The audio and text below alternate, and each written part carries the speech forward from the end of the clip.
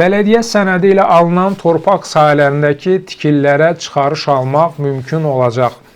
Əmlak məsələləri üzrə ekspertlər hesab edirlər ki, Bakıda və Abşeron yarımadasında təqribi 300-500 min sənədsiz ev var ki, bunlar da əsasən bələdiyyə və qeyri-yaşayış sahəsi üçün nəzərdə tutulan torpaq sahələrində vaxtı ilə tikilən evlərdir.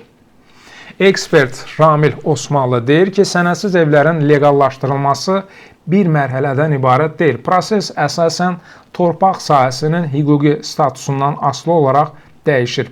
Ekspert söyləyir ki, bəzi hallarda torpaq sahəsinin yenidən bələdiyyədən alınması zərurəti yaranır ki, bu da əlavə maliyyə öhdəlikləri deməkdir. Ekspert deyir ki, praktikada bu məbləğ bəzən 3500-4000 manata qədər arta bilir. Amma torpaq sahəsi artıq hüquqi baxımından problem yaratmırsa və yalnız özbaşına tikilinin ilkin qeydiyyatı aparılırsa, xərclər nisbətən azalır. Bu halda əsas ödənişlər texniki pasport və çıxarışın alınması ilə bağlı olur.